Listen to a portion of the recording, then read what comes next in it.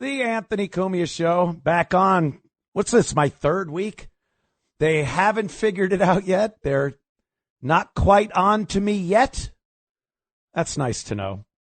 I keep waiting for the text, the phone call. My boss over there, this isn't one of those shock jock things where I go, oh, my boss, it's crazy. My boss over there, he texts me.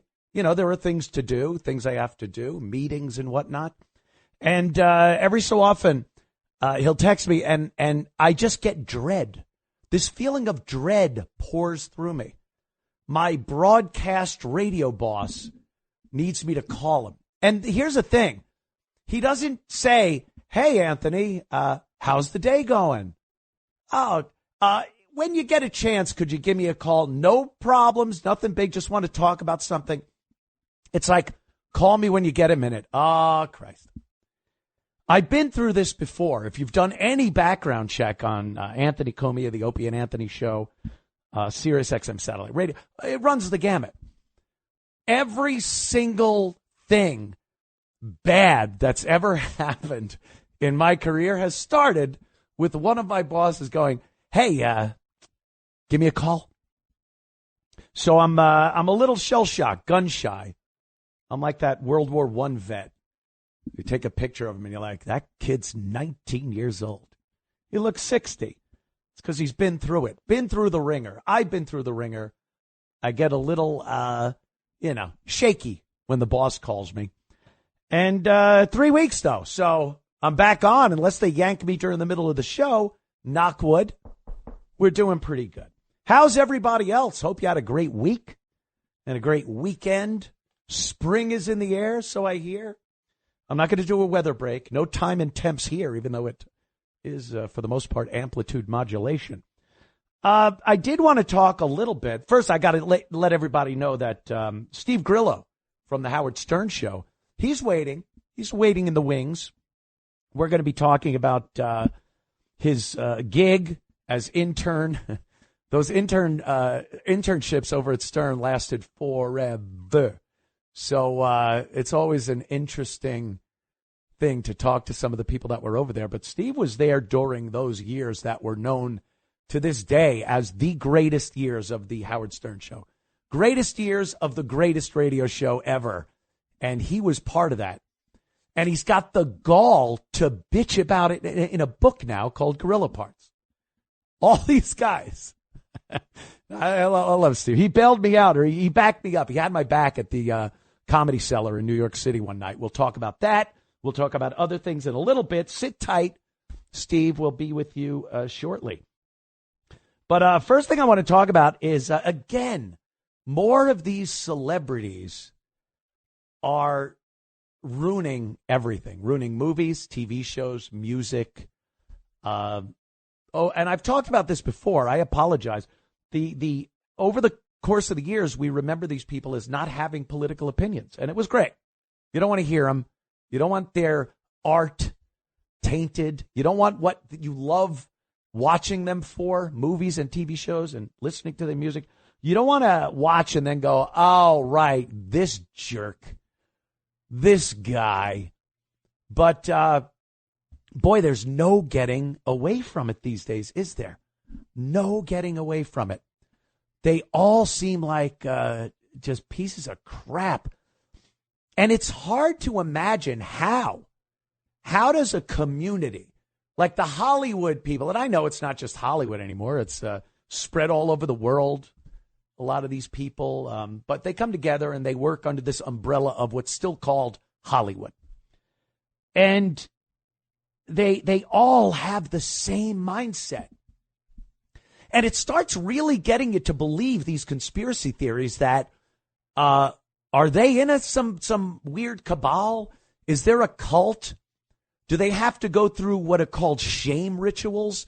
When you see some of these A-list celebrities come out on award shows wearing a loincloth and everyone laughs. Did some entity, some conglomerate at the top of the pyramid say, this guy needs a little wake-up call? He's been giving us some problems. Let's make him walk out on the Academy Awards wearing nothing, covering himself with a little cue card in front of his naughty bits. And these are called shame rituals. So there's all this stuff that goes on that, and believe me, I am a logical, reasonable fella. Do not Google me. But I feel I'm a logical, reasonable fellow. And all you see are these Hollywood people doing things of the same mindset that gets you thinking maybe there is something to this whole conspiratorial thing. Adrenochrome, where they extract the blood of youngsters while they are terrorized and then use that as some kind of serum to stay young. I don't know. Years ago, I would have told anyone they were, I was going to say but they were crazy for suggesting that. But today, in 2025, who the hell am I? This is me being like humble. I'm saying, who am I to dispute that?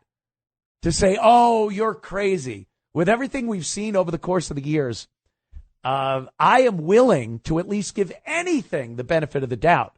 And when it comes to these Hollywood people and what they're up to, it's just too much of a coincidence that every single one of them has the identical political ideology. They feel compelled to tell average Americans how they should live their lives from their, gated communities, away from all the minorities or illegal aliens or anyone else that they believe you should live near. All that diversity they talk about, the wonderful diversity, our greatest strength, as they put it. You'd be hard-pressed to find one of them that lives anywhere near the diversity that they profess to adore that makes our country so strong. So a lot of these people, they just come out of the woodwork and you enjoyed them, and then you see they're just garbage. John Hamm has been one. De Niro is a classic example. George Clooney. But there's this guy, Stephen Graham. He's an actor. He was in Band of Brothers and Boardwalk Empire, The Irishman.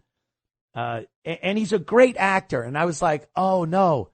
They put him in this new thing called the Adolescence. That's it. Netflix put out a thing called Adolescence. And I'm like, another great actor that is put in one of these real PC movies.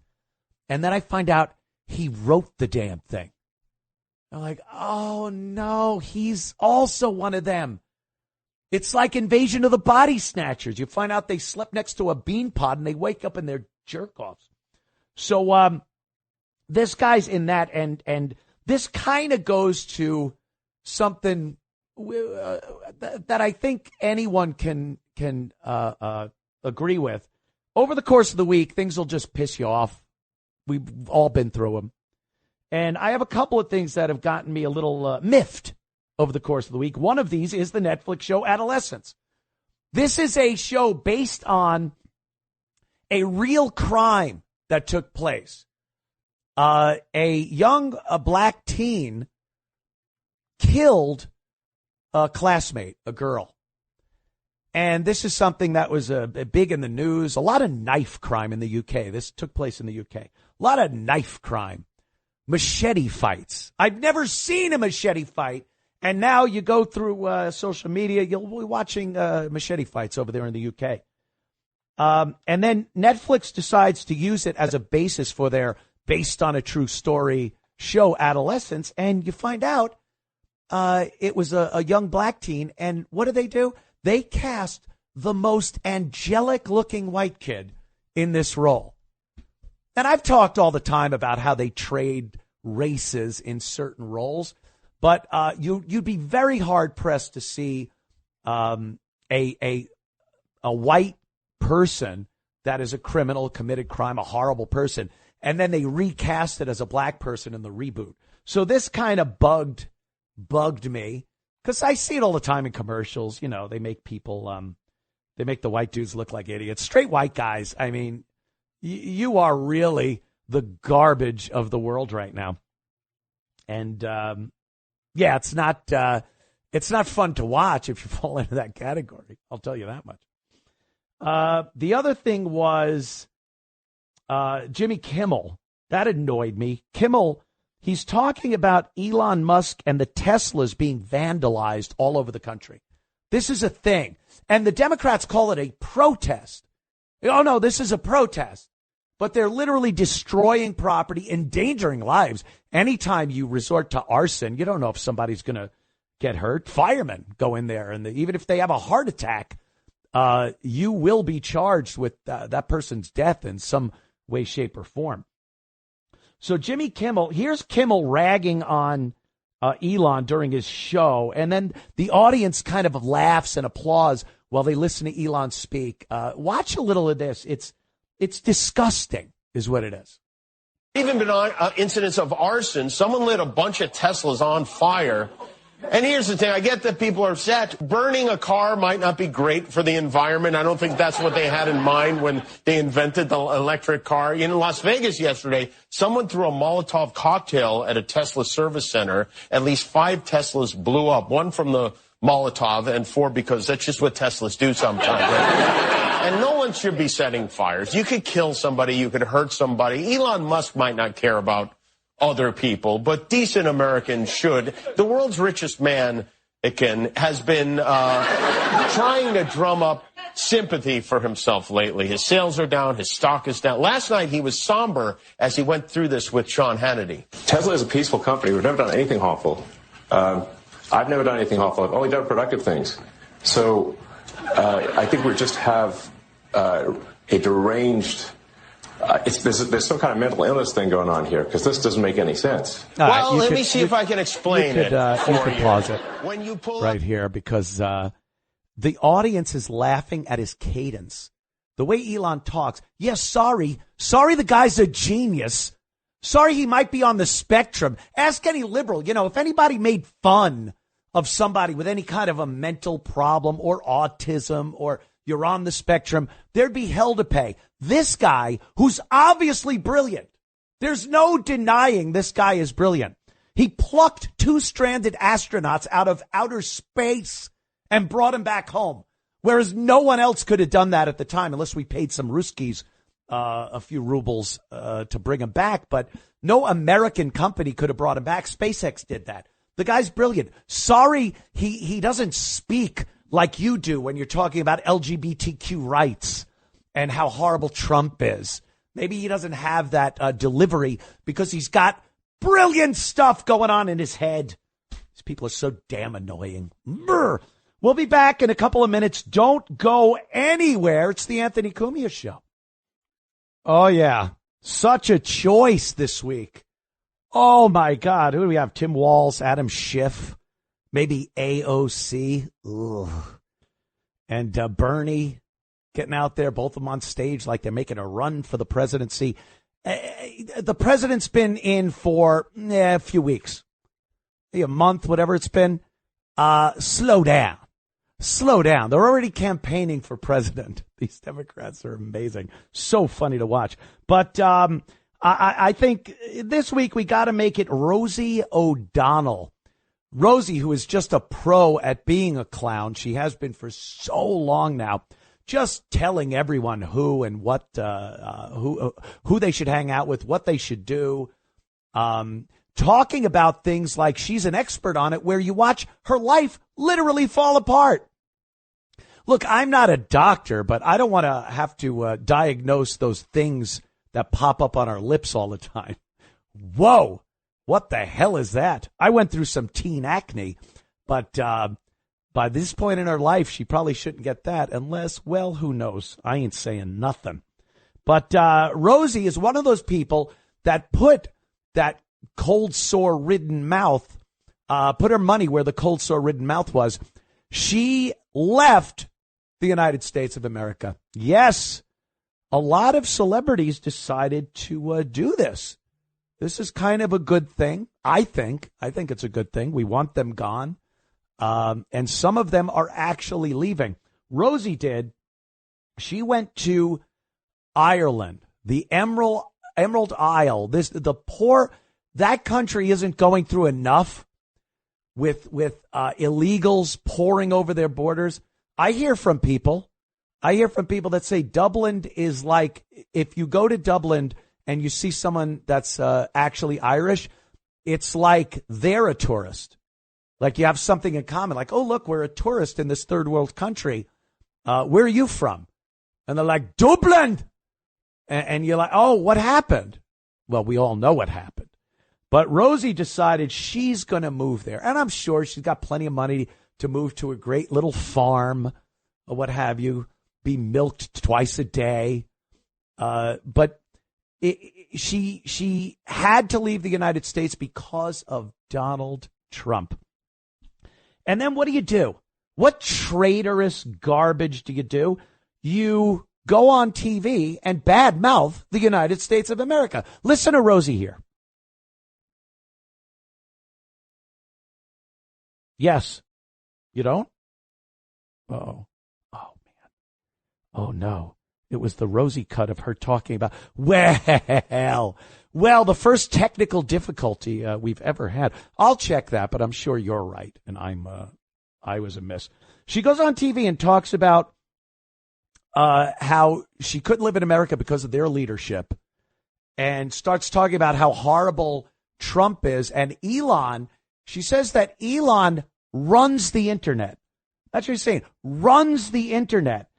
And that way no one could get a true opinion on the internet or voice their opinions on what's going on. So, again, Rosie is definitively the clown of the week. We got to give her that crown. We're sorry. I think aside from the atomic bomb that dropped on Hiroshima and Nagasaki, those two bombs, Rosie could be the worst thing we've ever dropped on another nation. I apologize. Be right back. Ryan Reynolds here from Mint Mobile.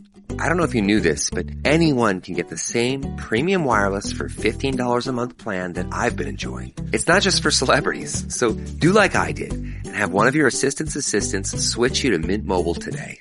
I'm told it's super easy to do at mintmobile.com/switch. Upfront payment of $45 for 3-month plan, equivalent to $15 per month required. Intro rate first 3 months only, then full price plan options available. Taxes and fees extra. See full terms at mintmobile.com. This episode is brought to you by the Toyota Grand Highlander. From daily routines to life-changing adventures, the Toyota Grand Highlander is spacious, powerful, and ready to take on life's grand challenges. Advanced safety features and innovative technology give you confidence for whatever life throws at you. And it's available in a hybrid Nightshade Special Edition, which includes sophisticated gloss black exterior accents and 20-inch black alloy wheels. Learn more at toyota.com/Grand Highlander. Toyota, let's go places. Thank you. The Anthony Cumia Show. Appreciate your support, people. Our guest this evening, he's got a new book out called Gorilla Parts. And Steve was with the Howard Stern Show. God, was it 91 to 98? Like 7 years during the chunk of that Stern Show that was just golden. Golden. His new book is Gorilla Parts. I want to put this out before we even start talking so we get some people on the line. You want to call up? You want to say anything? You want to talk to Steve, me, talk about anything I've spoken about tonight? 800-848-9222. 800-848-9222. We'll take your calls tonight. Steve, how the hell are you, man? Did you wear your big boy pants today? I have my big boy pants on. I'm actually wearing pants. Because I'm ready to bring it, motherfucker. Let's go. Oh, no, Steve. Oh, sorry. We're on regular radio. All right, my bad. Dump. Anthony, I'm so sorry. I've been doing podcasts all week. My apologies. Blame your producer for not reminding me. Steve, hold on, Steve. Hold on. I'm so sorry, Anthony. This is hilarious. This is a guy who probably was on the most watched, and I don't mean watched by like TV or anything, but watched by groups that were trying to get Howard in trouble, the FCC, obviously, and you dropped the MFer within the first three words. I forgot that I'm on regular radio, dude. Grillo. I'm so sorry, Anthony. You're going to get me kicked off on my third week? Send me the bill. I don't know what to tell you. I'm so sorry. I was not. I don't want to throw anybody, like, oh, your staff here is really great. I'm not trying to throw anybody under the bus, but I forgot. I've been doing podcasts all week. I apologize. Have you ever been in a podcast studio that looks like the one you're in? Actually, I have. You did it again. I did. I actually have. Steve, look. You're gonna have to calculate your life. I'm done. I got it. I'm on. Just a little bit. Okay. I know you were on Opie's show earlier. I know. He was supposed to. I did my book signing yesterday. That's somebody. great. Someone in his family was sick, and he wasn't able to be there. And I understand that family comes first always. But that's great. Like, all I'm saying is, you're in the basement of a beer bar at one point. Yeah. Now you're on broadcast radio. Yes. Steve. And you know what? I feel so at home right now. Obviously, I have to readjust. You must drop F-bombs and S-bombs nonstop in your house. No, yeah. Well, I grew up in an Irish household. What do you want? Okay, that makes sense. All right, let's take a breath and get into this whole thing because I'm back on terrestrial radio. Yes. Remember this. I got this. Think about. Here's what I do, Steve. I kind of recall when I was having to meet a girlfriend's parents. Yeah. And you go over and you still want to sound like you know what you're talking about things, and you want to be yourself, but you cut out a few things. Yeah, you don't tell how you had her legs akimbo in the limo. Yeah, exactly. Our breath still smells. Take a breath. We're good. We're on regular radio. Okay. You want a real quick funny story? My ex-girlfriend, I met her grandfather, who was like the icon of the whole family. He was like dying. And we sat and we watched the news, and we just met, and it was like Shaquille O'Neal went up. It was like the highlights for the news. He dunked it and smashed all the glass, went everywhere, and I jumped up and I said a bunch of bad words, and I got kicked out of the house. All right. So I understand. You just don't say those words in front of people. Yeah, I understand. You've watched the George Carlin. Yes. 7 Dirty Words. Yes. I know you were on the biggest show ever. I know. Okay. And I want to get into that. I apologize. Hold on. I want to get into that. The first thing I want to say though is I always am indebted to you, Steve. Really? For having my back at the Comedy Cellar that night. Yeah. When the unbelievably strong, muscular, tall Jon Stewart came up and had a problem with me. We were sitting at the bar. We were laughing, having a good time. Yeah, we were. And Jon Stewart came in and sat there, and we kind of were face to face for a moment. And I go, "Hey, John, how you doing?" And he got mad. He goes, "Oh, really? I know who you are, and I know you've said about me." He just got completely obnoxious. Yeah, he was completely repulsed by you, by the way. Yeah, He was just like, why are you in my face? And I was in the awkward position because it seemed like I introduced you to him. Yeah. Because I was already talking to him, and you totally like C-blocked me and jumped in front of me. And was like, "Hi, I'm Anthony," and you ruined the whole thing. It was horrible. I was having a nice time with Jon Stewart, and you had to interject. You had to. Now, but maybe I'll take that back. That I indebted to you. But when he was repulsed by you, yes, and as most people are, he had a couple of those words that I can't say say to your face. See? But you, Very as a smart. complete gentleman, you kept your calm and said, "Hey, listen. We're in this business. It's called show business. Why don't you just take a break? I really like you." That's what you said. I would really like to just like figure this out. Yeah, and then all of a sudden, two of his big friends from Goons stood up like it was about to be a 3-on-1. The only goon I had was you, Steve. Yo, that's all you need, brother. You were my only goon. Yeah, you want me at your back. Trust me. And but I said, "Yo, I get a 1-on-1, not a 3-on-1. I'm gonna have to stand here and get my boys back," and that's what I did. You did. You stood up. Yeah, and, man. I appreciate that. It got me barred from the Comedy Cellar for a little while. Oh, did it really? I was then allowed to come back, and after that, I had some words with Bill Burr and Calypso Kenny, who does Bill's security. Yeah, and that was back with Dice. Then I was summarily thrown out of the Comedy Cellar again. And then I came back to talk to Noam, the owner, and he said, maybe you should take a little sabbatical, a little hiatus from the Comedy Cellar. I like the fact that you like to throw rocks at the Beehive. That's your best quality, I think, you know? They're hypocrites, dude. Yeah, they're all of them. hypocrites because I love that Bill Burr is going down hard right now. Hard. I have read nothing but horrible things about his Yeah. special, about him. Like, people aren't looking at him like that cutting edge Boston comic anymore. They're going, No. oh, this is a Disney Star Wars guy that's all of a sudden woke. And, they're not saying nice things about him. He took the red pill, definitely. Yeah, well, the blue pill, I think. Oh, is it the blue pill? Yeah, the red I pill. don't need the blue pill. I'll take the red pill. I am black pill, dude. I've taken the everything sucks black pill. I'm done. I'm done with everything. But speaking of hypocrisy, I want to talk to you about Howard and this book, Gorilla Parts. First of all, why the huge delay in leaving the Stern Show, which it was 98, right? Yeah, definitely. Yeah, and now putting the book out. Like, why would you do this here's the deal. sooner? I got stories up the wazoo, ABC Radio. Hi, Aunt Doreen. By the, my Aunt Doreen, she's blind. This is her TV right now, so she loves you. God bless. Aunt Doreen, we love you. I have stories up the butt, you know, and I'm always out telling stories, and everybody's like, "Oh, this is such great stories." And I had one friend, Russ Brunelli, who owned the restaurant Brunelli's. It was on York Avenue.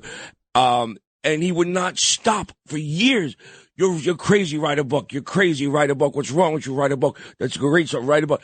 And I'm like, oh, shut up. Nobody cares about anything I have to say. Give me a break. And then I met my co-writer who's right next to me right now with his son in the studio, Merrick, Jason. We met through a mutual friend, Ron Barba, and just happened to be at a lunch together. And I told a couple of stories, and he was like, those are great. And my friend Ron goes, Jason, why don't you write the book with Steve? And I went, and Jason goes, okay. We met for lunch. 45 minutes later, we had 13 pages, and now we got a full book. See how that happens? But I was a little curious as to why you didn't decide to do it sooner. Because it had anything to do with, because I didn't have Jason Huza in my life. That's why. Yeah. You know what I'm saying? Because I can know tell this. the stories. I can't write the stories. How about that? I know this, Steve. Sometimes you'll have so many stories, but then you go, I don't want to ruin stuff with this guy or that guy or with the business itself. Oh, I'm sure my family hates me. My friends hate me. Did you have any reservations that doing a tell-all book was going to get you barred from some things you might want to do for a career? Well, I think I burnt that bridge a long time ago, but I think I totally burnt it this week in the Post. God bless Michael Kaplan in the New York Post.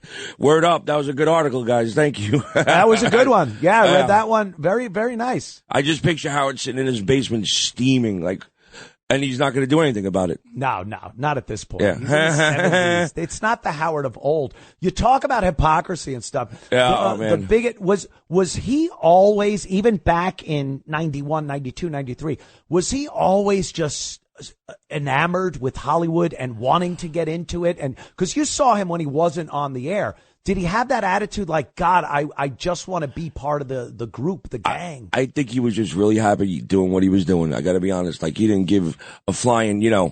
Yes, I think he was just happy actually turning what his dream is into a reality, which he did. You know what I'm saying? He knew he had something different, and I just happened to jump on when he was actually developing it to its perfection. Yeah, you understand? It was like at the pinnacle of his genius, I was there. And I think he was just happy doing what he was doing. I think it's what he dreamed, like little Howie playing with the marionettes and stuff like that. His puppet. Yeah, his puppets. God, I bet they were sticky as hell. Disgusting. Sorry. I didn't say a bad word. No, you didn't. That's good. You're doing good. You're doing good. I'm so proud of myself right now. Yeah. So I think he was just relishing in what he finally created, and it's working. And he didn't care. But the celebrities wound up that had the coyones or whatever you want to call them. Could I say balls? Is that okay? That's okay. I think. Thank you. If Sid Rosenberg says it on the morning show, I'm going to say it too. Apparently, Sid was talking about me on the morning show the other day, and I don't even know who he was. What? Aunt Doreen told me Sid Rosenberg was talking about you with Bo Dietl. So apparently, he's the new king of the Jews. He is I swear to you, the most important Jewish guy in Manhattan and Israel right now. I don't understand why people would even bother messing with the Jews. You don't mess with the Jews. I'm sorry. Don't mess with Sid. You don't mess with Jews. He's like the army. He's like the Mossad these days. They'll come after your bank account somewhere or another. See, now you're spreading stereotypes and tropes that are going to get me in trouble with the Jerusalem Times again. The Jews are my people, man. Baruch atah Adonai Alachom, Hamotzi Lakamina. I played a Jew on stage. I'm an honorary Jew. I can say what I want. Steve, another thing about your book and Stern and everything, when I was listening to Howard Stern back on those days when you were there, those years that you were there, snipping in construction, I was a tin knocker. A knocker. And I was your what they call P1 listener. From beginning to end, every single day I listened to the show. And here's what me and a lot of other guys that were doing construction on Long Island and New York and many other places thought when we listened to the Howard Stern show. My God, would I love any gig with that radio show. Yeah. So when you put a book out like this, you're going to get people, Steve, that go, this ingrate, this piece of garbage. We would have killed to be in that position. And Steve was there. He had a great time. He probably got everything through the show, girls, some cash, whatever, even though I know it was you weren't getting paid for the internship. I made up for it, though. Oh, no, I know you did. But the fact that I wasn't getting paid, that isn't right, but yes. Steve, how do you address the people that would say, like, this guy had the dream job of the 90s. Every guy wanted that gig, and now you're kind of poo-pooing on it. How do you address that? Yeah, I found that what you just said, like, the hard way this week. I definitely felt that from people, but, the more I think about it, the more I don't care what they think, because you want to know why. What he did was just wrong. And there's no two ways about it. He was making like $2 million a week, and he made sure that I didn't get paid. And I can't, I was happy to be there, and it was the most amazing time of my life. But when I look back at it now, it's like, how could you do that? You knew I had no money. And you knew that. And I would have taken a bullet for you, and I almost did. Right. And and you still didn't have the grace to even think, pay this kid? Or make sure, how about make sure I have health insurance? Steve, here's what happens, though, as far as the money part goes. A lot of people have this misconception about radio and about the Stern Show, especially back then, that you work from 6 a.m. to 10 a.m. and more then than that. You have plenty of time. No, I know, but this is what people think. Yeah. And then you have time. You could get another job where it supports you and gets you a place to live and food and everything. They don't understand that was a full-time job. If you added that up hour-wise, you definitely went into overtime. You were going to his house, working with him on organizing archives, on his books. God. Yeah, it was all crazy, this stuff. dude. So people just saw that 4 hours or 5 hours. My last 2 years, I was literally handcuffed to a copy machine. Okay, he subscribed to a thing called a company called Lucy's, Luce, where any article in the entire country. This is before the internet. Okay. Wow. Every week a box would come. Any mention full of him of articles, Oh, and I had to be copied. Okay, and it wasn't just like you took a photocopy. There was a system. Okay. It was a copy for Howard, a copy for Gary, a copy for Tom Chiasano, a copy for Howard's assistant, and then I had to put the special archive paper in. Okay. What the hell? Archive paper this doesn't. sounds like it was obsessive compulsive Anthony, it was a nightmare. I want to curse right now so bad. Jobs. I want to nonsense. curse. The archive paper. So that means you did 4 copies, and you had to stop, pull the tray out, put a piece of archive paper in, because archive paper doesn't yellow. What does he think? In 1,000 years? Yeah. Someone's going to be prying a vault open and go, who was this Stern man? Yeah, if I get cancer, If I get cancer, I'm suing him because I guarantee you there's something wrong with that archive paper, man. Probably, or the ink from the printer or something. So I was chained. So basically when I walked him down and brought him to the limo, I had to go back up, and I was chained to a copy machine for 2 or 3 hours a day. Every day, 5 days a week. And, by the way, you're also taking insane amounts of abuse on the air. Which, by the way, again, now a lot of guys that listen to that show, just like me, we're working slobs. Yeah. We would go, goof on me. I don't care. You think I don't so? care about you that. You think so? And then Really? you get there, and it's another story. You know what I'm saying? I remember listening to like John Organji on the air, and I'm like, those guys are punks. If I was there, you know what I would say? And the first time I got on there, I was like, humana. Ed Norton. Yeah, 100%. And I was like, I should never judge a book again like that, because when you're in the lines, then it is something else. You just don't understand unless you're there. And I was a young, scared kid. I was like 19 years old, bro. I guess that's it. Look, we're going to take a quick break. We'll come back. We'll take some calls. We'll talk to you a little more about the good part. I'm so happy to be here. You have no idea. Thank you so much. Grillo, I'm so glad you were the first one to curse on my show. Yeah. We'll be right back with Steve Grillo. His book, Gorilla Parts, available now. We'll be right back. Oh, yeah. Anthony Cumia Show. We're back with Steve Grillo. Of course, a former intern, former Gunga Din, former assistant to Howard Stern. A lot of craziness that went on back in the 90s. The golden age of the Stern Show is what everyone calls it. Steve, I want to know, because everyone's told a crazy story from the Howard Stern Show. What happened, this, that. Something that maybe hasn't been publicized, wasn't in the book, wasn't broadcast live on air.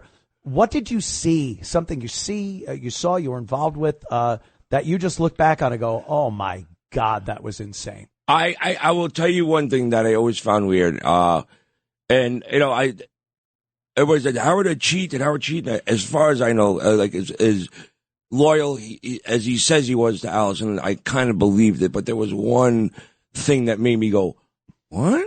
It was when he was filming Private Parts. And, we were shooting out at what you call it? Was it Steiner? Not Steiner Studios. Silver Cup Studios. Excuse me. Yeah. And Silver Cup, they made an apartment for him upstairs. So if he we did the radio show till 11 or whatever, and then we did. It was a modified union thing. It was a 10-hour day straight, 10 hours a day straight, and you didn't break. But they gave you food all day. So, and then after 10 hours, sometimes Howard could go back home to Allison, or he stayed at the apartment upstairs. Robin. Right. So now, Allison, his first wife, Allison. So, Allison. So again, this is just something I observed. I can't confirm or deny any of this, but, do you know who they had a PA stay overnight if you decided to stay at the apartment? Personal assistant. No, it was more like a production assistant, but they had someone there just in case he needed something throughout the night. And that intern happened to be Eli Roth. And he was writing Cabin Fever at the time. And if anybody doesn't know, you look up Eli Roth, he's one of the biggest directors that are out there these days. Oh, yeah, the Bear Jew. The Bear Jew, exactly. Here we go with the Jews. Anyway, Eli Roth was his overnight PA, and that's the only time I saw him because I dropped Howard off. I picked him up. So are you saying Howard had gay sex with Eli Roth? Like oh, my God, Steve. I would like to say that. This is crazy. Front page news, baby. I told you I deliver. This is insane. What an accusation. No, it's going to get interesting. So Howard, didn't have any contact. Like once he was in the apartment, that was it. And at the wrap party, Eli Roth and Mary McCormick had a really bizarre, close relationship. And I was like, how does Eli know Mary McCormick? She must have been up at the fucking apartment. Sorry. Easy with the language. I didn't say the whole word. Grillo is a feisty one. Yeah, I'm feisty right now. I'm spicy hot Grillo. tonight. Mary must have been up at the apartment. So you think maybe a threesome happened? I wouldn't say Eli was These involved. are all speculation. He wasn't involved in the whole mix, I don't think. But it was just odd why does Eli know Mary so well? I would think Howard would just sit on the chair like that chair in a hotel room and just look at the bed and go, yo, go get her, Eli. Go get her. I didn't understand how they were like so close. Yeah, and it made me go, all right. Mary must have been up at the apartment. All right. But that's interesting.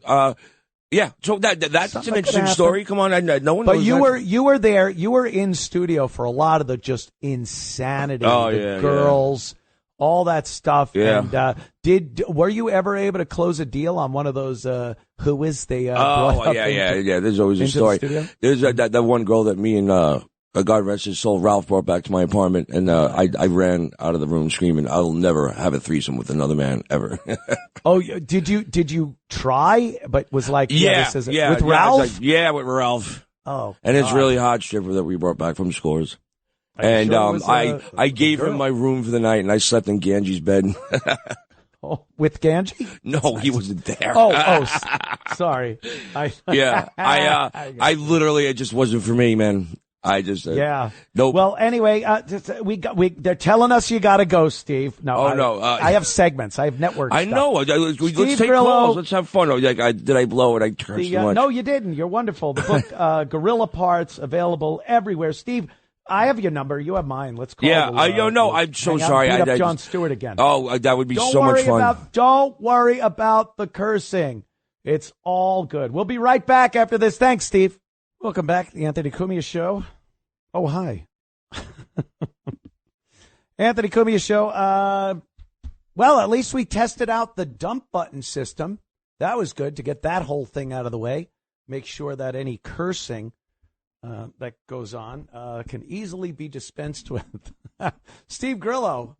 I talked to Steve earlier today on the phone real quick, and I was like, oh, boy. This is going to be interesting. I love Steve. He's an animal. So, Steve Grillo, get his book, Gorilla Parts, available where you get your finer literature, I'm certain. Let's do some phone calls. It's been so long since I've been able to I don't know, talk to people that don't like me, maybe, that have differing opinions of me. I've been on satellite radio. I've been on internet radio, all things that people subscribe to, and they listen to you because they adore you. Now, maybe not so much. We'll see, though. I would love to talk to Donald from Ontario, Canada. There's a no in there, but I know it's Ontario. The 51st state. Donald, what's up, my friend? Hey, Ant. How's it going, man? It's Don Lucher. I pop into your Gulfstream occasionally with the great Rex Kramer. Oh, yes, of course. See, I game. I'm out of the demo for gaming, but I game a lot. And you're in Ontario. Yeah, sadly I am. How do you feel? How do you feel about everything going on with Trump saying it's 51st state? You got a new head muckety muck up there. You got Michael Myers with his new white hair saying that he's Canadian and not American. What's going on? Yeah, I hate him all, but I love Trump. Anyway, I just wanted to get into your show and how professional and smooth that it's going. It's just amazing. I expect at any moment that Ryan and Sean will break in mid-sentence with their microphone at like 11 and just ruin it all. That would be my internet show, yes, where people in the background and the behind the scenes chime in with things. But I want to say thank you, and I also want to say that is only because of the amazing crew that I have working for me up in New York, and it could all fall apart in a matter of moments. So I'm just keeping my fingers crossed, knocking wood, and holding it together. I just wanted to let you know how I actually discovered you. That's right, ladies and gentlemen in America. I discovered Anthony Cumia. Mm-hmm. No, just kidding. I actually discovered you on YouTube maybe about 5 years ago, pre-Scamdemic, and I binge-watched everything. I instantly liked you, and then I was left with, how do I watch this guy?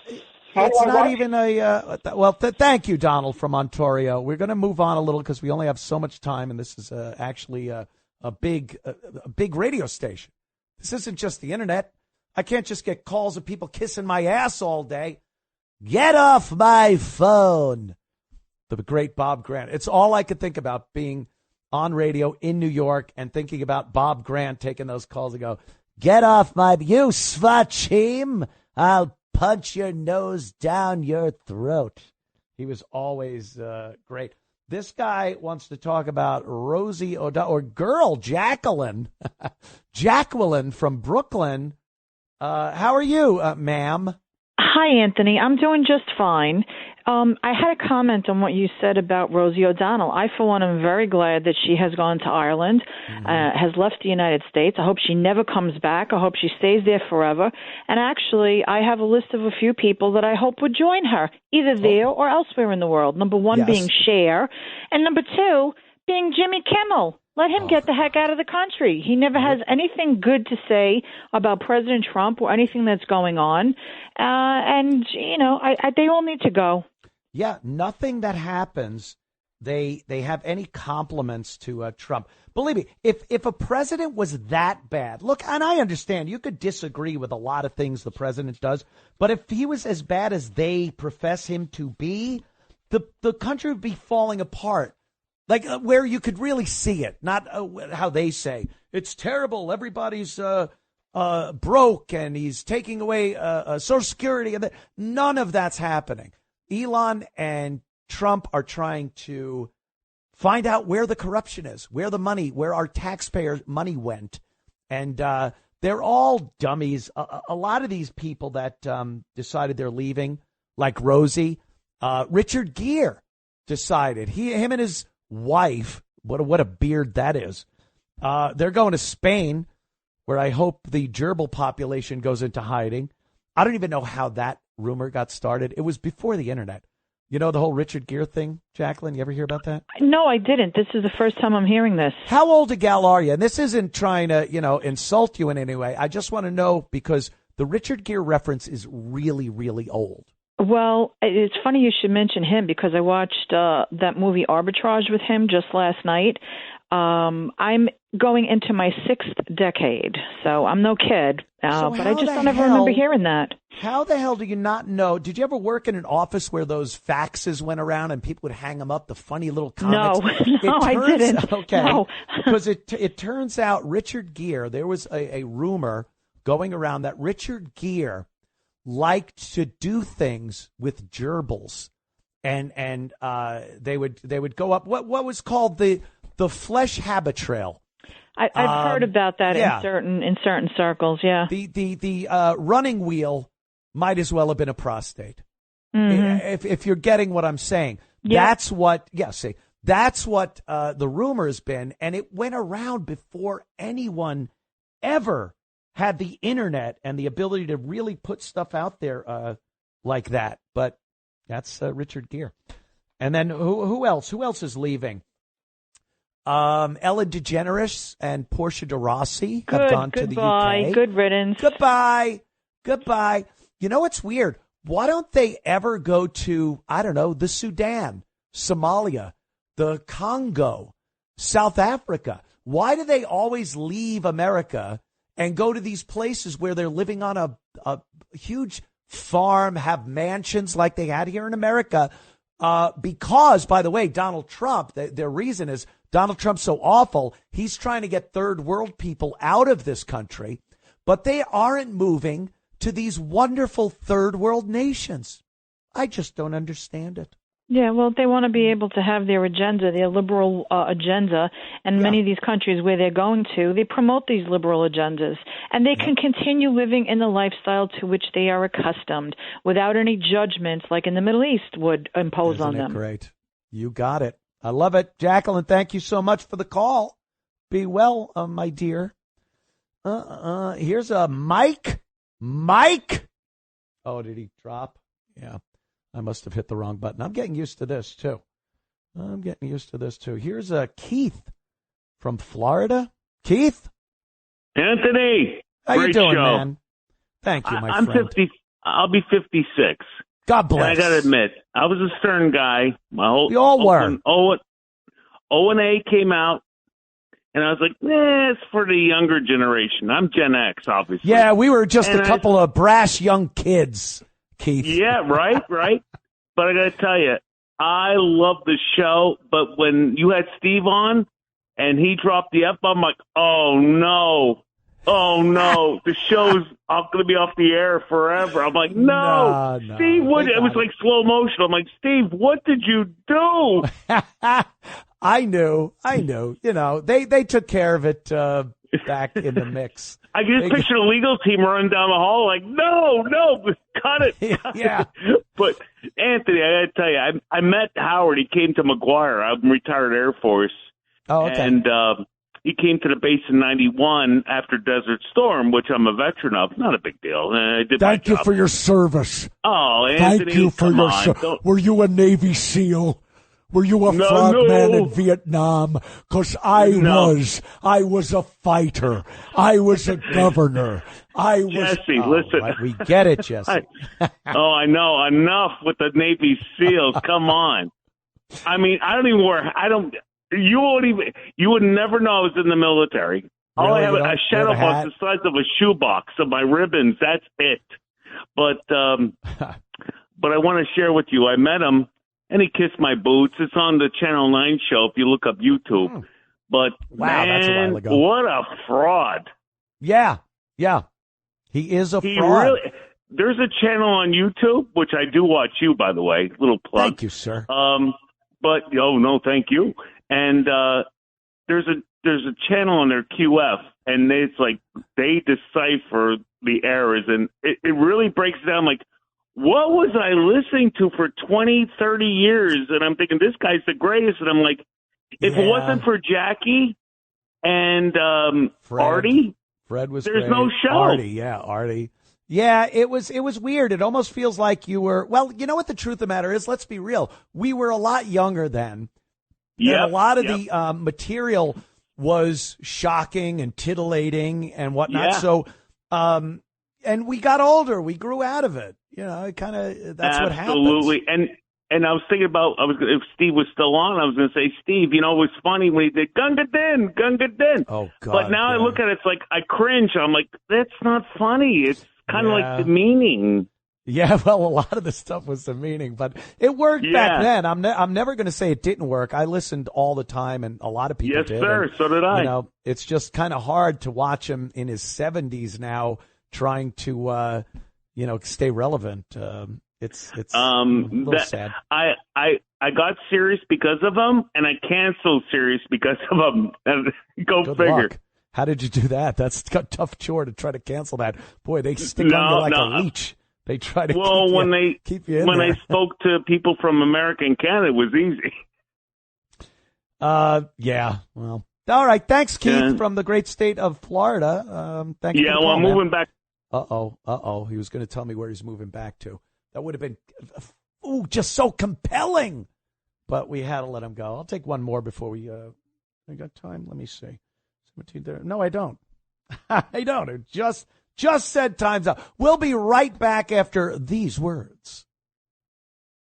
Now. Fake news, folks. Fake news. It's the fake news. Fake stories. News moment. Fake news. Yeah, well, pretty much everything is. Especially if you get it from your mainstream media. But the Dems are really trying to fight back. This is, by the way, pathetic and hilarious when you see it because they're not really fighting back. They're a one play in their playbook team. They get up there, they do the same thing over and over again. They never admit that perhaps their platform, what they've been saying, just aren't really going over with the general public, with the American people. But they won't stop it. They won't apologize for anything. And they honestly think that they are right. They know the reality of it is everyone loves them. They love the Democrats. And their fake news poll numbers always say that they're the most popular political party. And somehow Trump won the popular vote and the Electoral College. But somehow the Democrats' policies poll in the 70, 80 percentile, which we know is just garbage. There's no way And they go out there, and they've been parading out all of these Democrats, and it's funny to watch. The best couple now is the Bernie AOC thing. Like, who saw that coming out of left field? They're trying anything. So Bernie and AOC get out there, and they start talking to the people, and people start speculating, is this the 2028 Democrat ticket? Yeah, another, ancient guy that who knows how long before his mind gives out like Biden, and a woman of color. We need a woman of color. So AOC. So again, they're just trying to do a rerun of the 2020 election. But this is great. This is a great example of the what the Democrats are trying to do. Tim Walz, I don't know what's with this guy. All of a sudden, out of nowhere, he's a joke, flailing around on the stage as the vice presidential candidate in the Harris-Walz campaign. They lose miserably. And he's all of a sudden, he's out and talking like people loved him. He's out there trying to win over the people. They don't like you. You're not likable. You don't have good ideas. Your policies, whatever they were, we didn't even really get to know what the policies of the Harris-Walz was. And now he's getting out and talking like he knows. And the American people, by the way, 100% behind him. This is a joke. Listen to this clip, and you tell me this isn't a complete bull. We already got a great start on this, the vast majority of the American public. Look, I'm going to just tell you this one. This is my thinking on this as I'm trying to figure out and soul search and get out of the wilderness, that issues security, issues like rights for all LGBTQ, issues like women's reproductive rights, issues like smart gun reforms to not kill our children, those things, all those things, or like free breakfast and lunch in Minnesota for Republicans. It's a good thing. It's a good thing. Republicans here in Minnesota, all those things, and in D.C., Social Security. Here's what we should recognize. All those things I just listed, if you poll them amongst the general public, all of them poll above 70%. All of them poll above 70%. So I would make the case to you that we who care about this, I don't care what you want to define us, I believe that progress is a good thing, so I'll take the progressive label because I think you're moving forward. That's a good thing. But moving forward. All right, enough. We've won the hearts and minds. He says 70%. All of those Democrat talking points, they're just bullcrap points. Polled with the American people, 70%. Do you honestly believe that? These are the same polls that had Harris winning, beating Trump, winning all the swing states, an amazing victory. The same polls, he gets up there, and again, not changing a thing, not saying, hey, wow, we better start changing the way the Democratic Party is presenting themselves to the American people, because they do not like us, and they really don't like what our policies were, to the point where they elected what they see as a Führer. It's crazy. And what does he do? He gets back out on stage and just keeps repeating the same nonsense that he was saying during their failed campaign. And this is just par for the course for these people. They don't understand. We don't want your policies. We don't want what you had to offer. We're exposing you for the literal criminals that you are. That's what they've been doing for many, many years, stealing from the American people. And then they lambast the people that are trying to expose that and save the American taxpayer money, like Musk and Trump. And they get up on stage and say, no, 70% of the people love our policies. Do we? I don't think we do. Be right back. Anthony Cumia. Welcome back. Anthony Cumia Show. Let's talk to Sandra from the great Garden State of New Jersey. Sandra, what's up? Oh, well, first of all, it's a pleasure to have you on the air now every week. I look forward to listening to you. Yes, it is. Thanks. And you're welcome. And you were talking about the Democrats, how they'll never own up to who they are. Never. Well, we saw that we saw that obviously at Donald Trump's last speech when he spoke about the little boy DJ who had cancer and how none of them stood up, and for all the other reasons so we saw that they are, I don't know what you want, soulless, and I don't think it's going to ever change. And it's a sad, sad situation. And now going forward, the judges are becoming tainted. Activist judges. That's what it is. Activist they're very judges. Bad.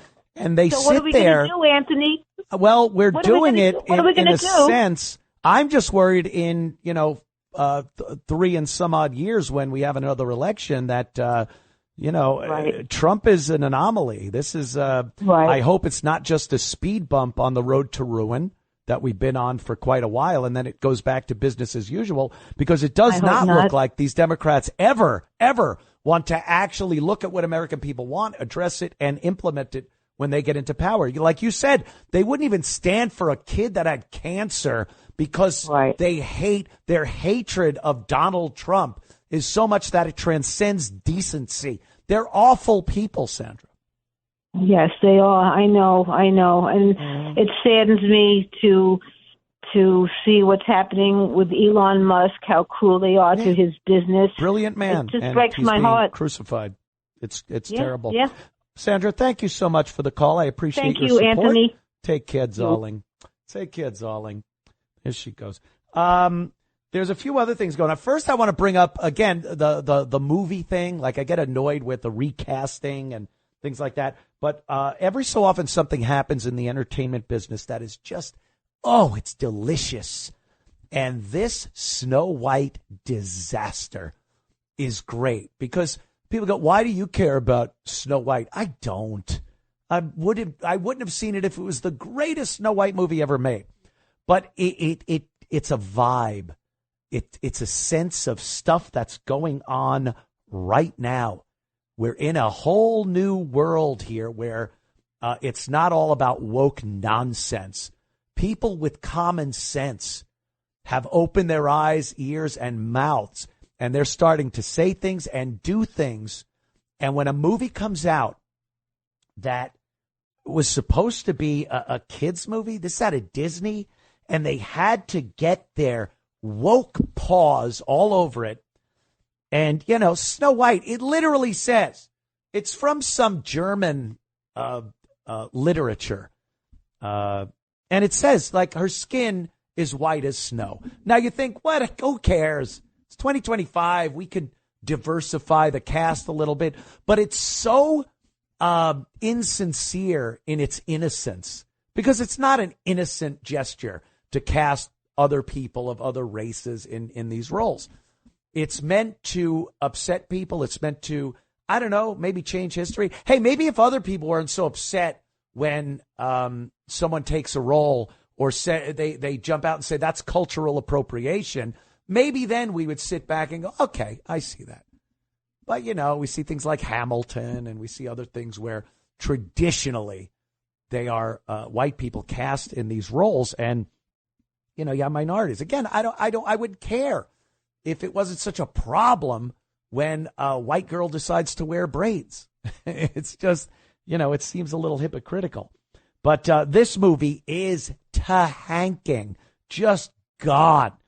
And I love it because there's another one, Alto Nights, with Robert De Niro. That came out, and people just can't stand De Niro. Look, the movie could be meh, but if De Niro was in it, you'd probably see it. I think even Rocky and Bullwinkle made money, and he was in that. So God knows. But this one, I play a dual role, an exciting dual role. And it's just terrible. And people are, they're not supporting Donald Trump anymore because he's a woke jackass who thinks he knows everything and wants to tell us how to live our lives. So I don't know. But this Snow White thing's pretty funny. Do you know initially they didn't even want to cast dwarves? They said no dwarves will be cast. We're not casting actual people as dwarves. We're going to use just people. One guy's tall, one guy's short, one guy. This was initially, and they had some tests, and it did not go well. People are like, 7 dwarves. We want dwarves. So then they were talking about hiring dwarves. And of course, that doesn't wash these days. For what reason? I have no idea. I have no idea. Game of Thrones did very well with a dwarf character. He was beloved and not looked at as a freak. It was he's a great actor. And it went very well for him in the show. But now you got they had to put in CGI cartoony dwarves. Why? There's plenty of people of short stature that would have liked that role, I think. And call them midgets. That's what they are. I don't. Why did you make computer midgets?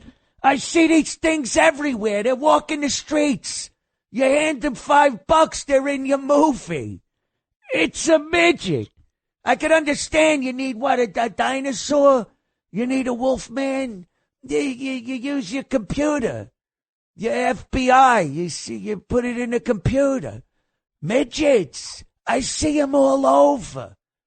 Give me $20, I'll get 7 of them over here. 10 minutes.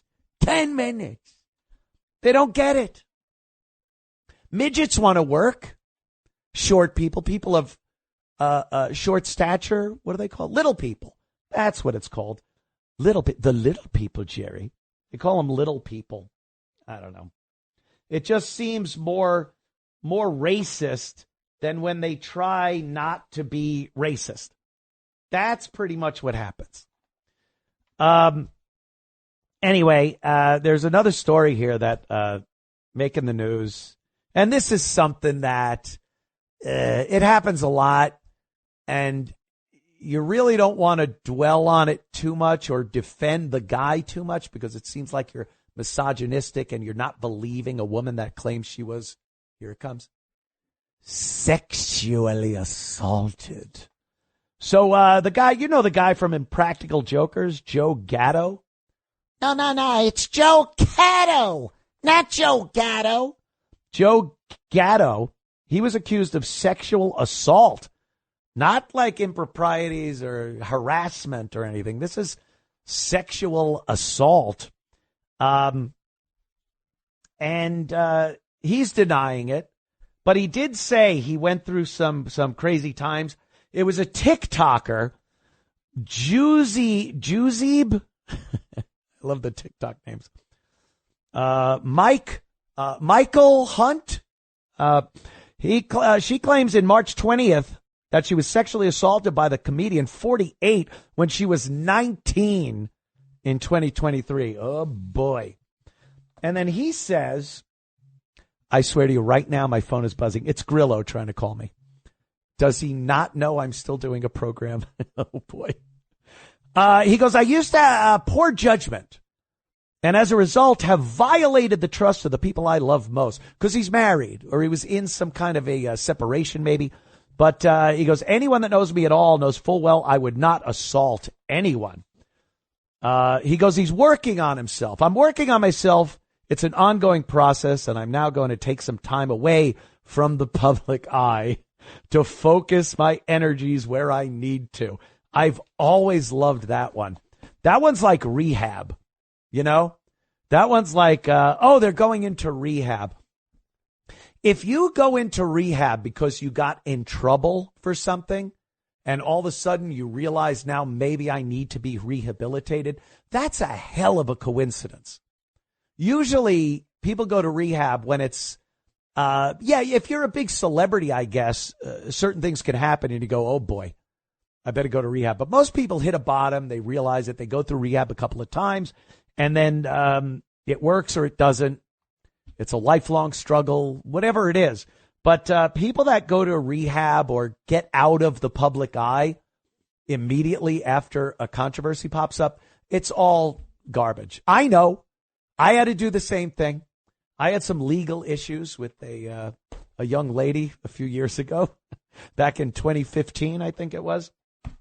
And it was all garbage nonsense. Yeah, it went through the legal system, and nothing amounted to it. But I had to go to rehab because it was, hey, we need you to go to rehab, Anthony. I'm like, why? I'm fine, which everyone that has to go to rehab says, but I knew I was. So my one of the guys I worked with, Keith, the cop, he goes, I got a good line on a good rehab place from Artie Lang. Yes, Artie Lang recommended the rehab place I went to. Do you think it was a good rehab place, or do you think it was a good place to hang out with people? So, yeah, I went. I went through all that stuff. But a month later, at the airport flying back home, I went to the bar and got a bud. It's not something you sincerely do when you're in trouble and it makes you look better. Rehab, or, I'm leaving the public eye. I'm spending more time with my family, whatever it may be. But this guy, Joe Gatto, he's in a bit of a jam. He says this girl, Juzib, shared screenshots of the pair alleged DM exchanges on Instagram. These girls, for God's sake, where Gatto allegedly told her that he was giving her 2 meet-greet passes so she could come backstage. A typical gag. She posted a photo of her and Gatto together. Gatto split from his wife, Bessie, in 2021, I'm sorry. After 8 years of marriage, due to some issues in my personal life, I have stepped away, he said. Where's the other part where he says, he has proven with compassion, forgiveness, and an open heart that we can do this together with his significant other. But these girls, he gave her a text and said, come up to my hotel room. And then she goes, that's where the sexual assault happened. Ladies, do I even have to say this? Is this something that hasn't been said 1,000 times? If you are having a provocative exchange with text or DMs or anything with a guy, and it starts sounding a little sexual, and they invite you to their room or their house or their car, wherever it is, this white veal, you could pound it and pound it, it'll never get tender. Yeah, just watch Casino and see what Pesci did in his car. So if you step out to a car or an apartment, a house, a hotel room, you are putting yourself in a situation that is going to be very difficult to justify if you claim sexual assault or harassment or what have you. I would never say it doesn't happen, but it certainly seems like something preventable that you could not go. What do you think the intentions are? Can I really just put it straight to girls here? If a guy invites you back to their room in a hotel when they're touring or doing something, this guy's a comic, it's not to sit and chit-chat about your latest hobbies or to talk about, your TikTok videos or what he can do for you because he's in show business in some way. There's a definite presumption of some type of sexual activity going on there. It's a goddamn hotel room. What are you thinking? And this happens so often. And by the way, the girl will always get the benefit of the doubt. And the guy will get in trouble. You've seen these articles come out. It's like, oh, the lady was drunk. And when a girl is drunk, she cannot possibly give consent to have sexual activities with the guy. And then they go, well, the guy was drunk too. Yeah, he should have known better. What? How does that work? The girl gets drunk.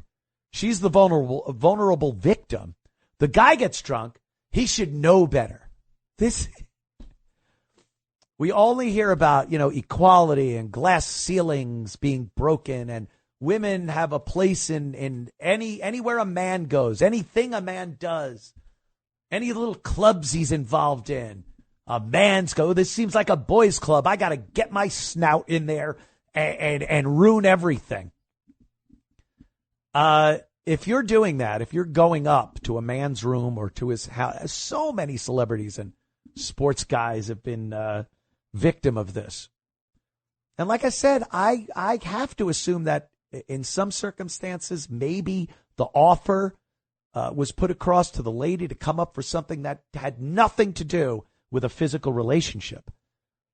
That is the just anomaly. That is something that statistically is zero.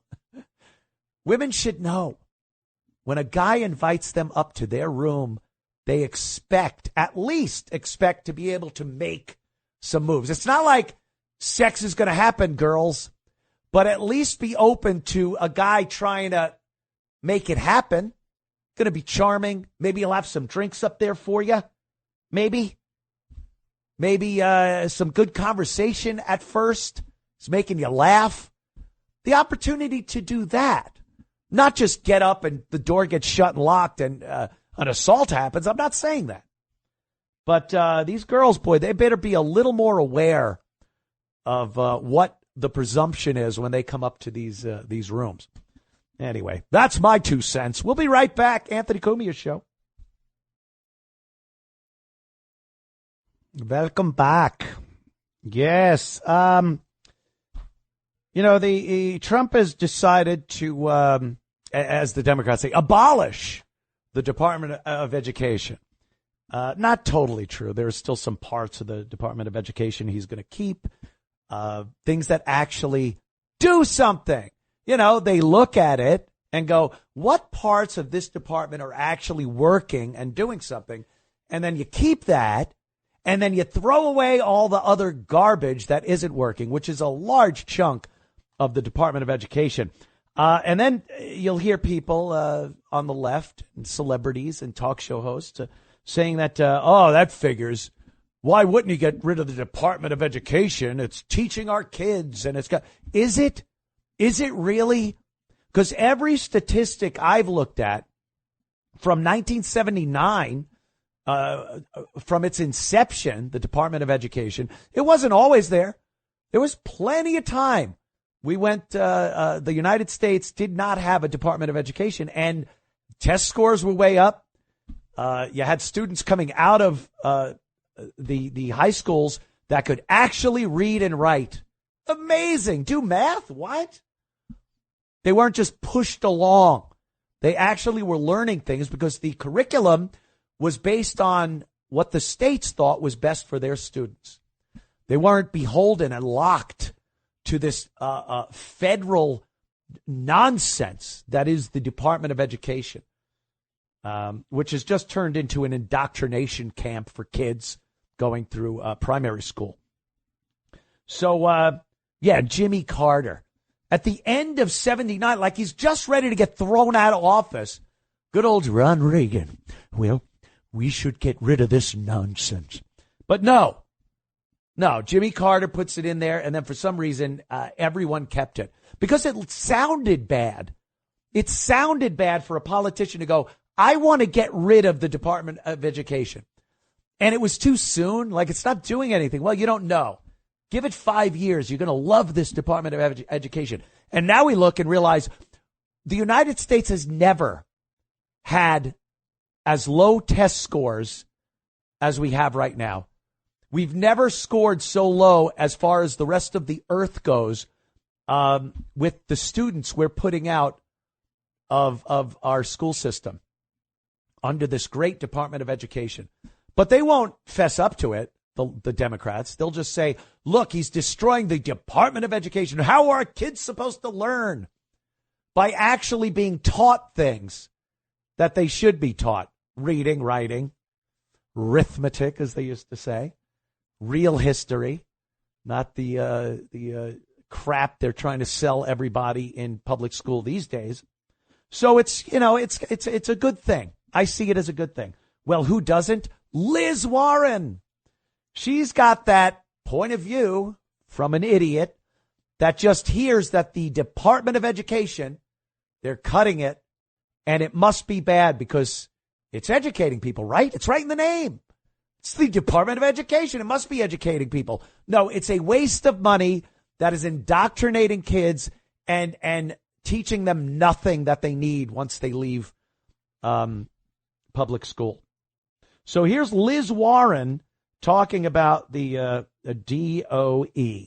For Liz? every school teacher, every public school librarian, every administrator, every school bus driver, everybody who helps educate our kids, you need to know this is the moment we got to stick together and we got to fight back. I don't care if you are a Democrat, a Republican, an independent, a libertarian, a vegetarian. We need you in this fight. This is the fight for an America where it's not just rich kids who get an education and have a chance to build something with their lives, but that every kid in America gets the best education they can so they can build the best lives. But the only way that's going to happen is if we stay in this fight. It is a fight we can win. Ugh. Shut up. Shut up. Just listen. First of all, that voice. Talk about education. I remember nails down a chalkboard in school. That voice is the worst. And then, again, not one acknowledgement that every aspect of American children's education has gone downhill since the inception of the Department of Education. But they don't see, they can't acknowledge that. They can't say, wow, that's a problem. Liz Warren, we call you one who fell on head out of papoose. She claims to be an Indian. She claims to have the answers. She claims to know where cuts should be made and shouldn't be. Why? Why are you cutting that? We would do that humanitarian. We would do it with more humanitarianism. You had all these years in power. They did nothing. They've done nothing. So, adios. Face like pile of Tatanka crap.